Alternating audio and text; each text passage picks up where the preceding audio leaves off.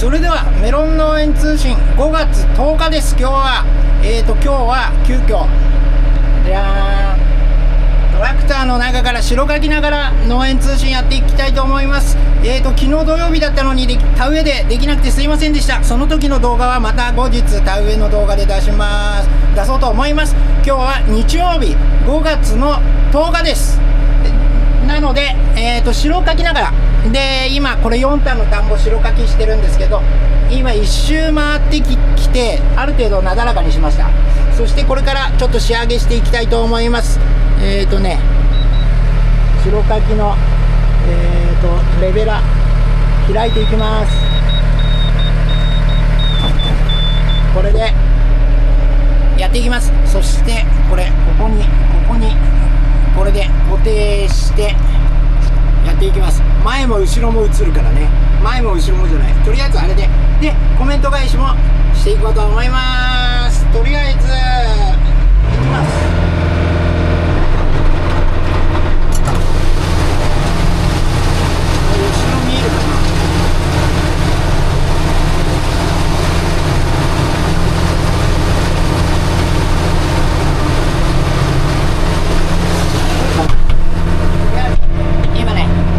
うるさいのでちょっと閉めました。仕上げなのでちょっとゆっくりやりながらやっていけるんで、早速今週もコメントをたくさんありがとうございますっていうか、あれが入ってない、一回止めます。はい、いろいろ説明してきたんですけど、マイクが入ってなかったので入れました。今週もコメントたくさんありがとうございます。それではどんどんコメントを返していきます。ちょっと4単の田んぼで広いので直線のところとかで見てられる暇があるんでやっていきます。ありがとうございます。コメントすべて表示、たくさんのコメントいただいております。すげえ、今週コメント多いな。ありがとうございます皆さん。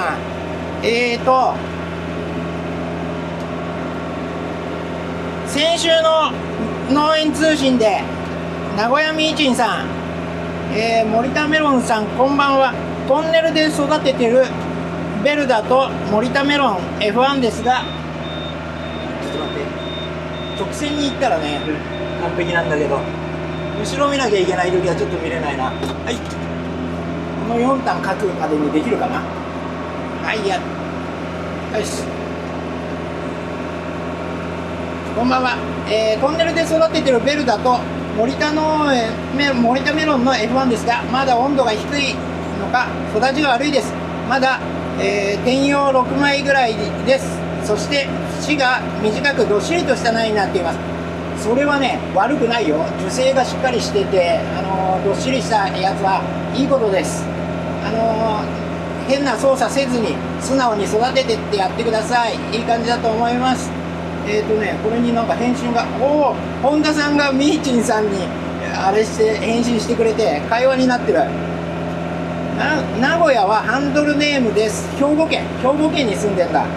ミーチンさん、名古屋ミーチンさんだけど兵庫県に住んでるのね。はい、次、大玉6種の大玉スイカ栽培、の動画で、インドネシアのファイヤーファイターさんがあとマークくれてます。ありがとうございます。取りまかし。さらに先週の農園通信、やっちゃんベルダ夏天葉3枚になりました。ぼちぼち定食できそうな成長です。とにかく嬉しくてワクワクしながら苗を眺めています。いちご紅玉の紹介ありがとうございました。こちらこそいちごありがとうございました。とても美味しかったです。春でメロンが健康に育ってると気持ちがいいですね。楽しみ、僕も楽しみにしてます。やっちゃん、はい、ちーくん、こんばんは。今朝苗を日向に置き水やりをして夕方前には玄関内にしまいました。去年は、島なしと5本ずつ植え12玉ぐらいは収穫できたように思います。今年はいただいた苗をダメにしないように頑張ります。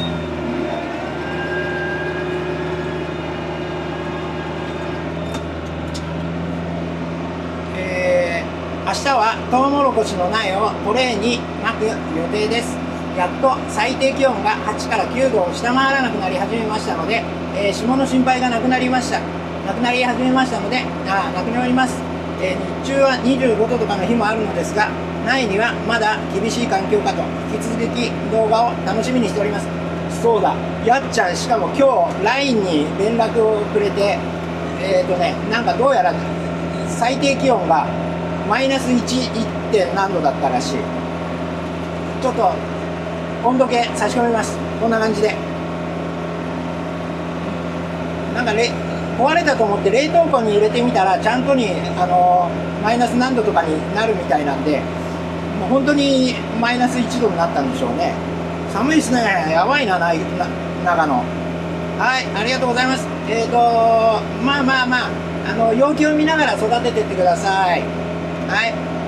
本田さん、いつも動画見てます。頑張ってください。楽しみに見てます。ありがとうございます。毎週見てくれてありがとうございます。純一さん、週1回のメロン農家通信が毎回楽しみにしております。いつもの丁寧な返答が素晴らしいですね。今回はおすすめで、千葉の富里に日本で唯一のスイカマイスターの篠原博康さんという方がいます。JA、富里市のちょっと待って、また角を出して。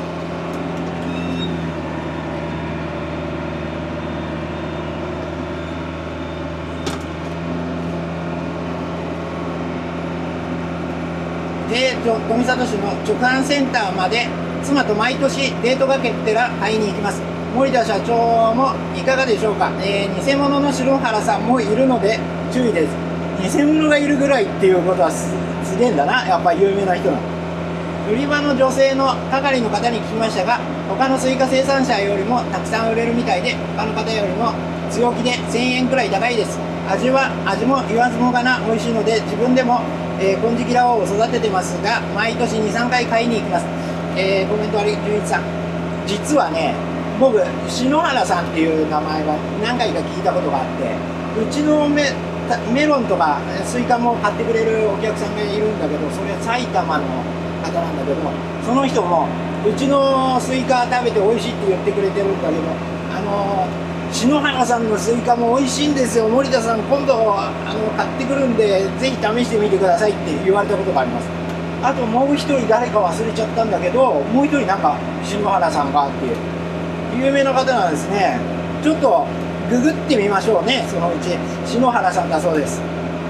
純一さんもぜひ千葉の東家の方だっていうんで、うちの方遊びに来てください。はい、コメントありがとうございます。次、スイカの定食動画、市川エピスさん、スイカは発芽率がいいようですね。去年作ったスイカの種を15ほどまいたところ、全て発芽はしました。森田さんのような苗にできたらいいと思っています。金色ラオウも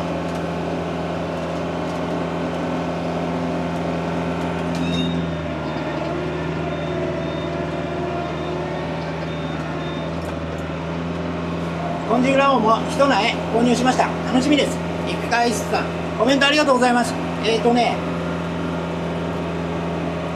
確かにスイカの種はね、すげえ発芽率はいいんだけど、タイミングがうちだとなかなか揃わないですね。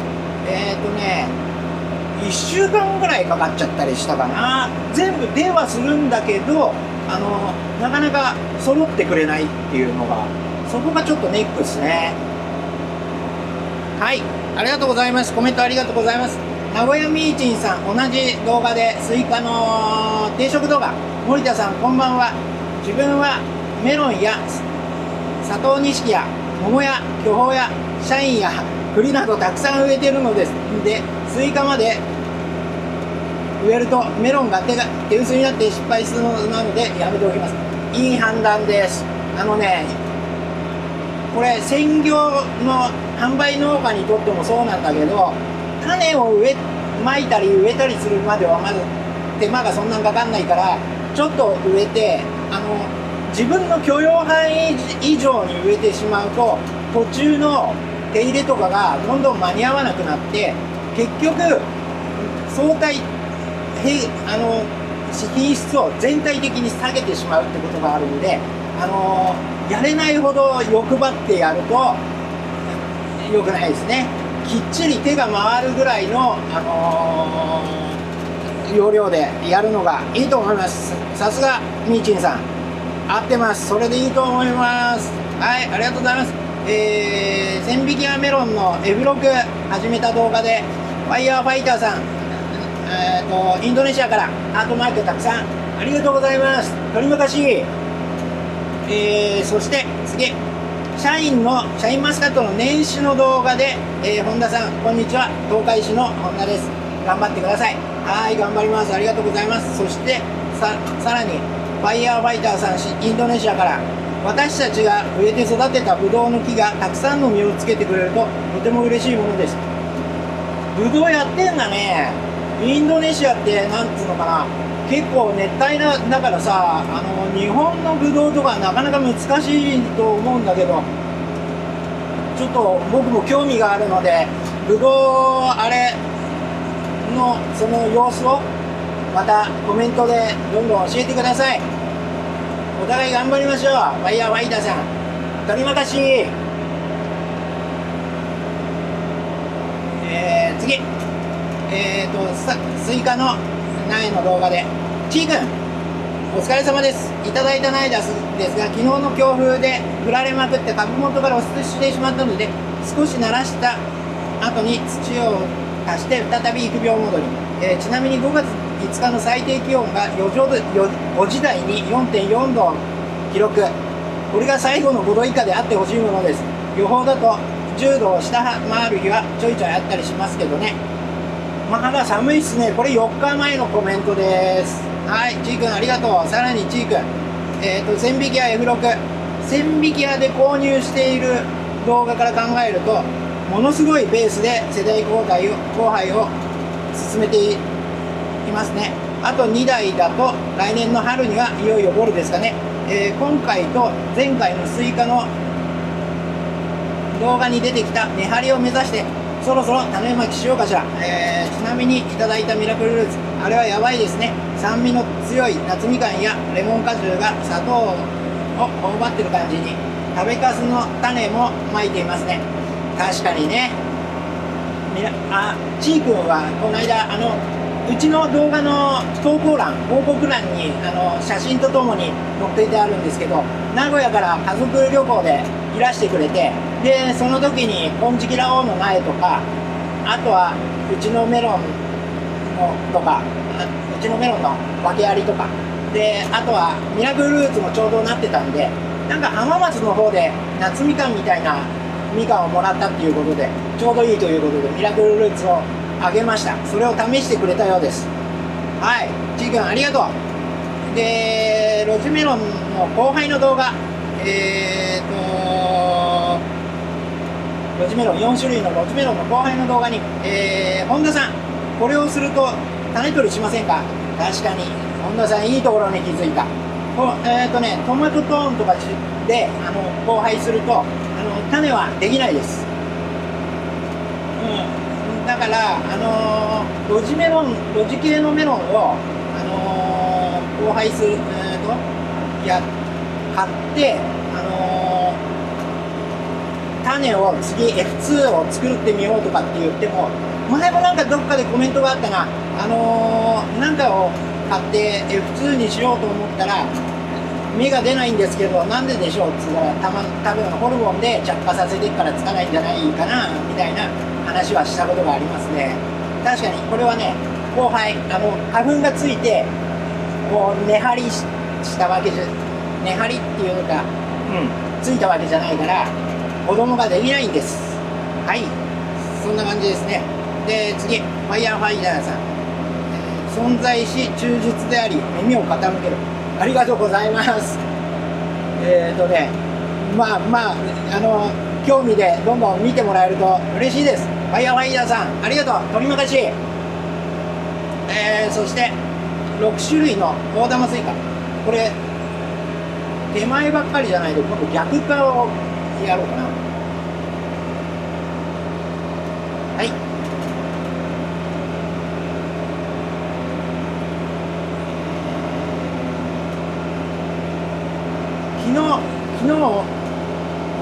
あ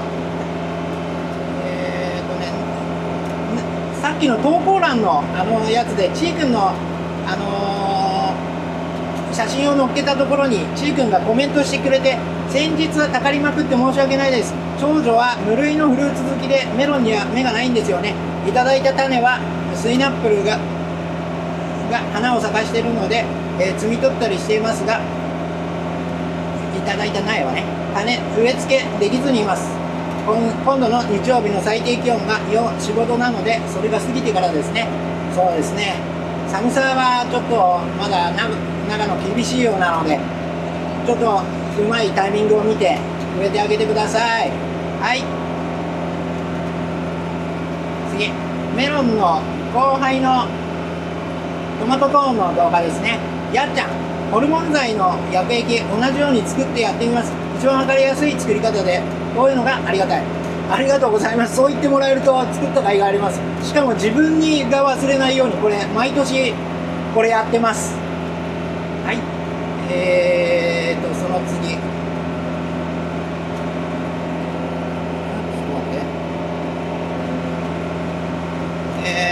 6種類の大玉スイカ発着摘心成長親から声、そう、摘心の動画でちーくん70本以上ある苗を5分から10分で素早すぎます。写真の投稿にもコメントしましたが、いただいたスイナップルだけ花芽がつき、脂肪がついた花が咲きましたので摘み取りました。金色羅皇の方が成長が遅い感じです。確かに金色羅皇の方がね、奥手は奥手らしいからね。でも大丈夫、順調そうですね。よかったです。はい、水を切る動画ので、名古屋ミーチンさん、森田さんこんばんは。マルチしてると断水がうまくいきません。マルチが蓋をしているので水分が蒸発しにくいのだと思います。確かにそれはあるんですけど、なので最初の植え付け水は植え付けなきゃいけないんだけど、戻しますか。植え付け水は戻さなきゃいけないんですけど、植え付け水はあれやるんだけど、もう植えた時点のその植え付け水から水切りのタイミングを見るというか、そこまで作戦を練って乾かしていくっていう方法をみんなやってますね。例えばすごく湿ってるようだったら植え付け水はやらなきゃいけないんだけど、その1回でそのまんま様子を見ながら一気に生産に入っていくってとか、そういうこともあります。なのでそんな感じでやってみてもらえるといいと思います。名古屋みちんさん、はい、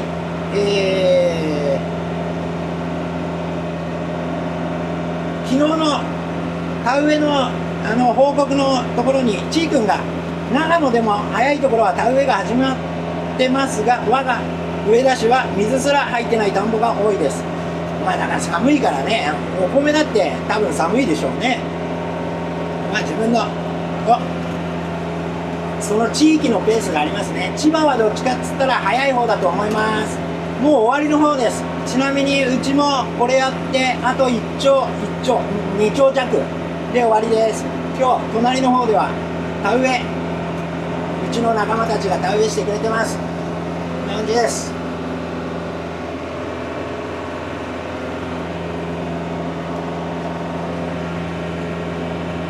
はい、1000万兆のトラクターの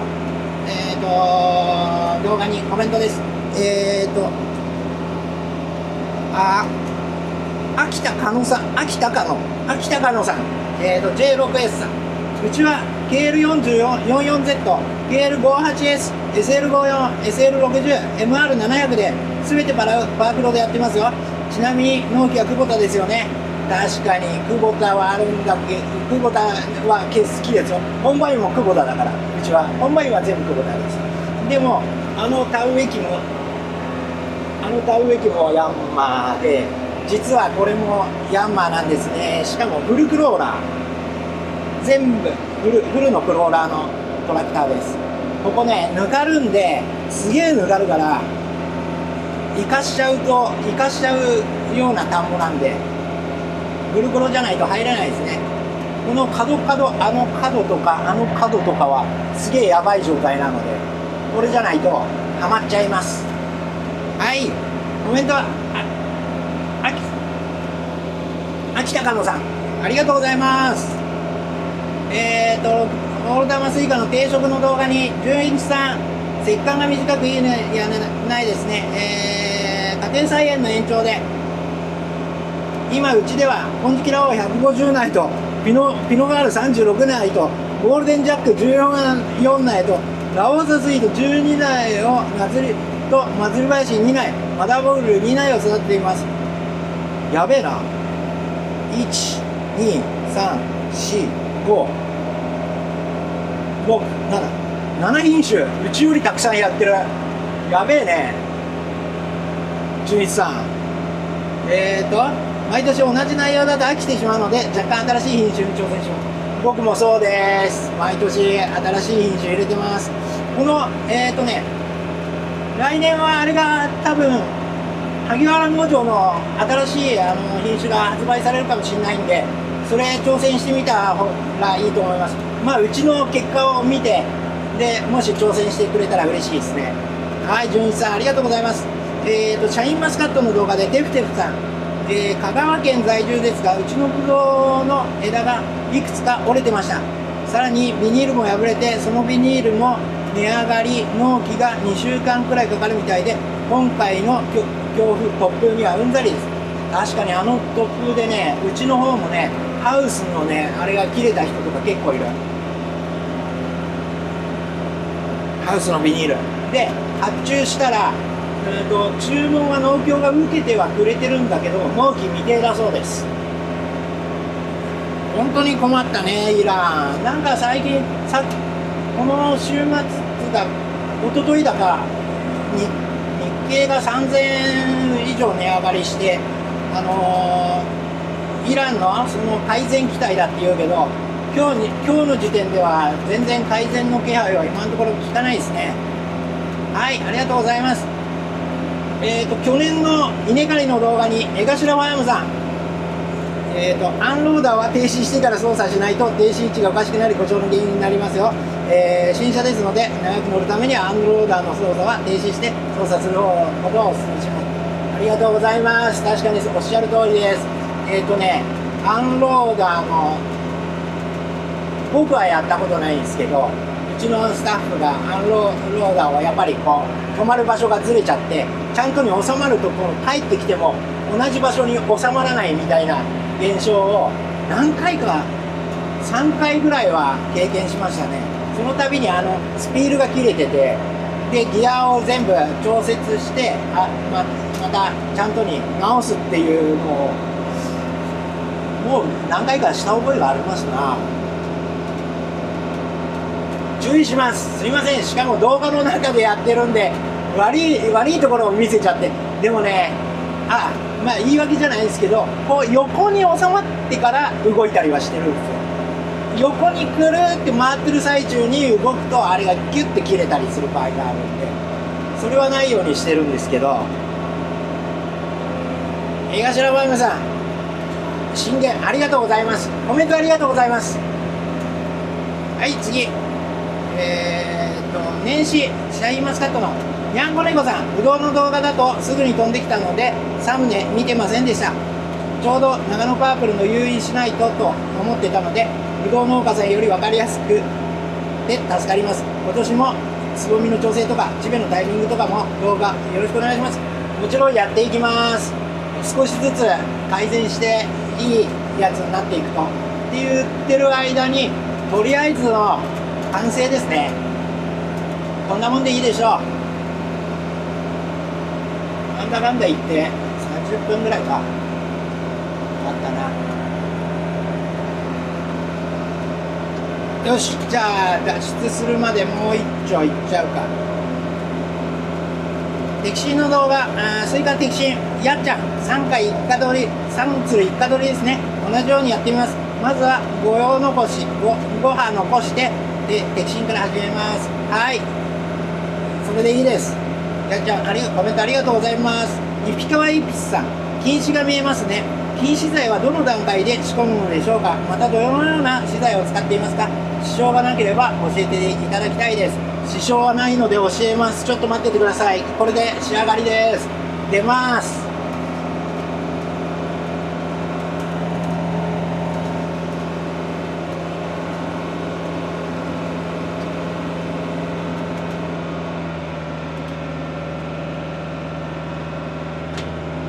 せっかくなので、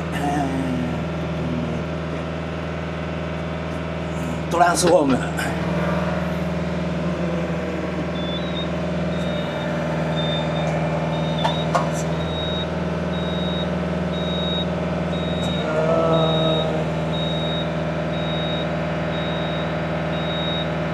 このドライブハローは 4m40 ですね。今もっと長いのあるんですけどね。なんでできた。次の田んぼに移動。移動の前にせっかく1回上がったからどんな感じか報告しますか。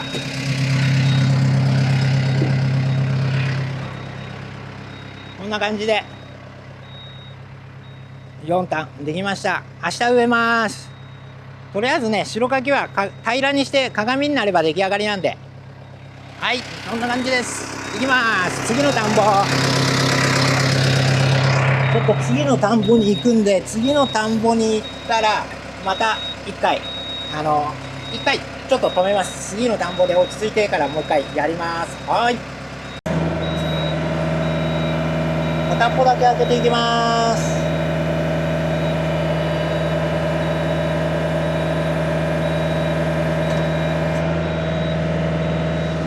で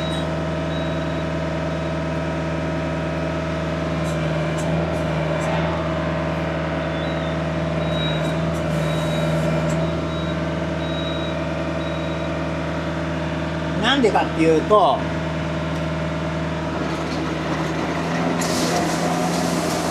こう際沿いをキャタピラで踏ん潰してあげて、なるべく寄ってこう際沿いを踏ん潰して水が下にも漏れないように周りを念入りにやるために、開いてると寄れないんで、そんな感じでまずはそれでやってみます。片一回止めます。はい、それではなんだ、白かきやってたんですけど、で家に帰ってきて全部ちょっとつなげて今日アップしようと思ってたら、途中が1本つか1場面取れてないところがあったんで、コメント返ししていきます。次まずピカワイピスさんのところね、禁止が見えますね。禁止剤などのはどの段階で仕込むのでしょうか。またどのような資材を使っていますか。支障がなければ教えていただきたいです。はい、支障がないので教えますってところからいきます。で高知県の植田ラボっていうところの、GS 金スタートアップっていう液の材を、300倍に薄めて入れるみたいな材でやってます。本舗にもVS とかも入れたりしてるんですけど、もうその GS 金のスタートアップでもういいかなと思って、最近はスタートアップだけですね。定植時に上水でまずアミハートアミノ酸をずっと手がけでかけてって、その後ドサトロンでこう入れていくっていう感じですね。そうすると菌糸がどんどん見える、毎日増えていきます、白いのが。であとは2回目1回活着して生産水切りをして、でもう1回もう水を戻す時に同じことをもう一度繰り返す。そうするといい感じで菌も微生物も広がって、有機配合肥料もどんどん無機化されて、メロンが吸えるようになる、作物が吸えるようになるっていうことです。それを繰り返しています。高知のね植田ラボで調べるとググると出てくると思います。スタートアップとかアクティフとか、もちろん入れるやつもあるんだけど、入れるって粉ペレットみたいになってるやつ、高知の会社だから輸送料とか考えてもそれだとね結構高くつくんで、その金の方で扱いもしやすいんで、で、そんな感じでやっております。イピカエピスさん。コメントありがとうございます。ねえこさん、ちょっと伸ばしてしまったつるを摘心したら、きゅうりみたくつかないから。つくはつく。可能ですが、成功率がウリはちょっと低いんで、あまりやる人はいないですね。で、種でやった方が揃うし、短期ウリとかメロンとかスイカとか短期勝負なので、苗が揃った方が絶対いいので、挿し木でやって揃わないやつでわざわざ作るっていうこともしないかな。トマトとかだったらね、サスやって長期勝負何段も取っていくやつなんで、ちょっとぐらい大きさが違ってもそのタイミングでどんどん毎回取れるようになるんで、トマトなんかはいいかもしれないですけど、ウリはメロンは種からやりましょう。種からやって揃えていった方が絶対いいです。はい、その次、後輩のトマトトーンの動画でとしひろさん、ありがとうございます。お疲れ様です。大変参考になりました。昨年開会当日にトマトトーンを散布しましたが着火しませんでした。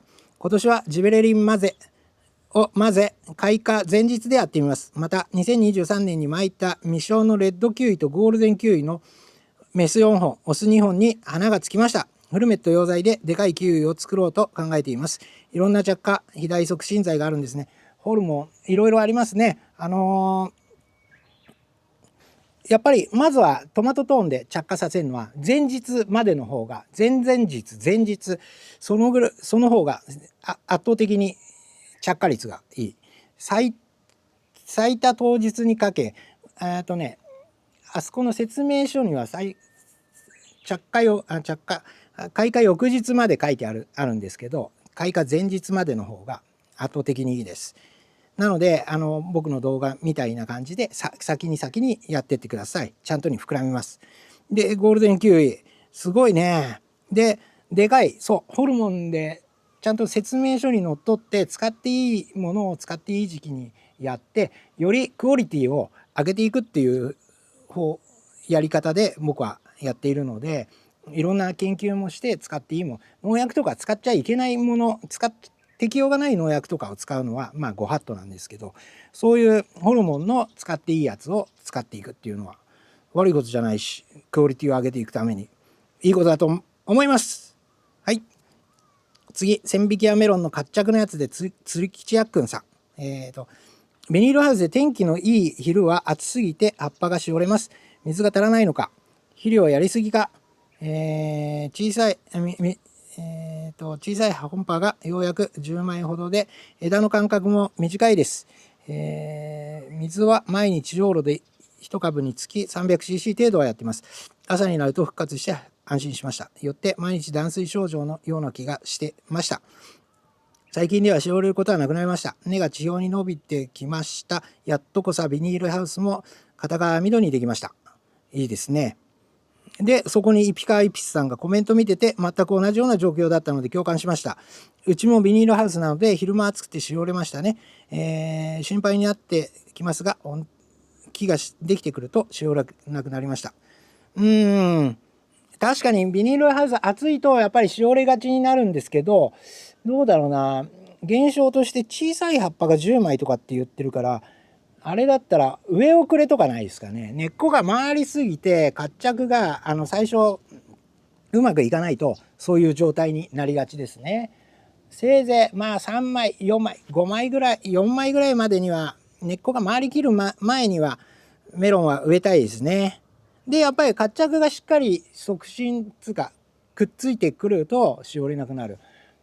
合ってる。でそのぐらい序盤にしおれてたんであればもう生産が効いてるような活着ストレスが結構あったんでしょうから、そんなにきっちり生産しなくてもそのまんま花芽はついてくんじゃないですかね。大きい苗だったのかなってちょっと想像しちゃいますが、どうだったでしょう。またコメントいただければ。はい、2人ともありがとうございます。太陽熱ビニール除草でモネ J1M さん、このビニールって除草用の売り物ですか？黒い除草シートが主流なのに透明なビニールが除草用に世に出回ってないのって何かデメリットがあるんですか？ただのビニールです。これは太陽熱除草の。うちはいろんなもので試してます。ゴミ袋も黒いゴミ袋、透明のゴミ袋、富津市の半透明のゴミ袋で去年試した動画とかもあるんで、ぜひ見てみてください。何か薬がついてるとかそういうことじゃなくて、透明なものを密閉して表面をかぶせて虫殺しにしてしまうっていう感じのやり口なので、覆えれば何でもいいんだけど、結局その3つで試験した時に一番よく枯れたのがやっぱり透明でした。透明が一番温度が上がりやすい、直射日光の下で。だからやっぱり1日で枯らすとかだったらその方がいいですね。でまだ5月だから今の時期はちょっとまだ早いかな。温度が上がりきれないから1日じゃ無理かもしれないけど、何日かかけとけば今の時期でも天気が良ければ枯れると思います。はい、コメントありがとうございます。次、千匹屋メロンの活着の動画に本田さん、こんばんは。東海市の本田です。詳しい説明ありがとうございます。LINE にて送信しました。よろしくお願い申し上げます。はい、LINE でいろいろ賜りました。はい、ありがとうございます。ここにファイヤーファイターさんもハートをたくさんくれてあります。ありがとうございます。取りまかし。その次、食べて千匹屋メロンの F2、初めての千匹屋メロンをやった動画で、明夫さん、すごいありがとうございます。今、これは F2、F1、千匹屋のメロンを買ってきた子供の動画のコメントなんですけど、今なんと F3、F4、5、6、この動画でできたメロンの子供の子供の子供の子供を今栽培しています。F6 をやっています。ぜひその動画再生リスト貼っとくのでぜひ見てみてください。そして千匹屋メロン活着後水を切る理由の動画にちーくん、おはようございます。土曜日の朝に見てみます。今朝の最低気温は相変わらず一番下がるのは5時台で5時頃みたいで 6.4 度でした。明日の朝はもっと下がる予報です。皆さんのコメントを見ていると早く始めたくなりますが、発芽もまだないのでじっと我慢です。そうですね。やっぱり適期にやらないとね。でももう育苗なんかは家の暖かいところでなんつうの、日が当たる家の中で始めちゃってもいいかもしれないですよ。種まいてちっちゃいうちはトレーかなんかで。で本格的に定食できるようになるまでにある程度もう苗を作っちゃうっていうこともありですね。ありがとうございます。これで最後か。最後のコメント。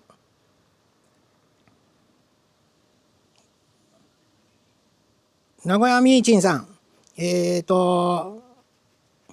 森田さんこんばんは。これを使った佐藤錦でトマトトーンの動画。これを使った佐藤錦ですが、やはりしぼんでしまいました。種が入ってないのに気づかれてしまったようです。小豆大になったから最後まで行くのかと思ってたけど、そうは甘くはなかったですね。そうですね。これで多分この動画でこれで多分さっきの白柿の動画に戻れると思います。はい、ちょっとそこまでそれにまた戻ります。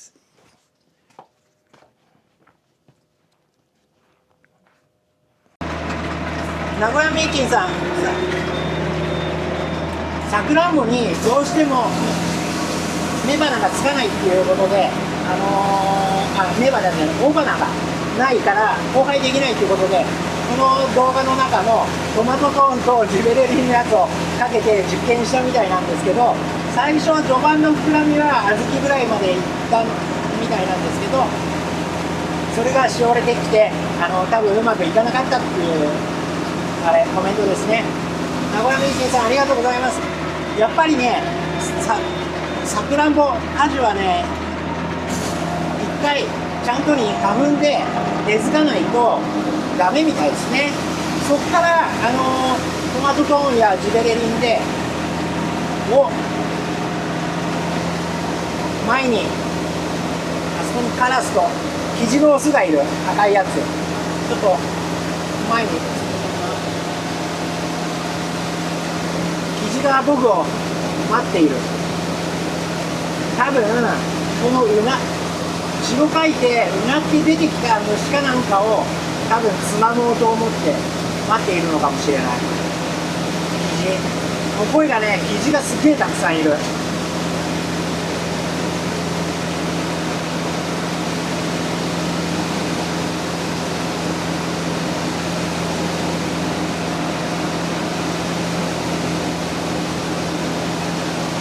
キジ、も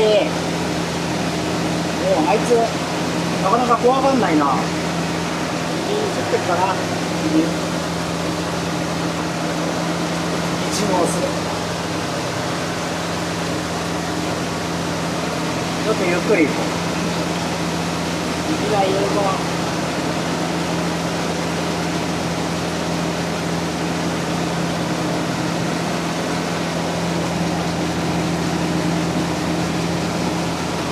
さすがにここまで来たら逃げそうだ。じゃあね、バイバイキジ。すげえキジがいる。逃げてった。はい、それでは皆さん、今週もたくさんのコメントありがとうございました。ここから城、どんどん城、あと2枚。ここはもう終わります。城を書いて、明日田植えして、また田んぼの動画も何本か撮ってあるんで、ちょっと田植えと白かきの動画を上げようと思います。昨日は時間がなかったので、夜中に城書いたので、その夜中の白かきの動画もちょっと出せれば出したいと思います。今週もいろいろありがとうございました。来週は土曜日にしっかりと自分の農園から、メロンの育ち具合といろいろなご報告も兼ねて、いつも通りやっていこうと思いますんで、よろしくお願いします。もしよかったらグッドボタンをください。チャンネル登録していただけるともっと嬉しいです。それでは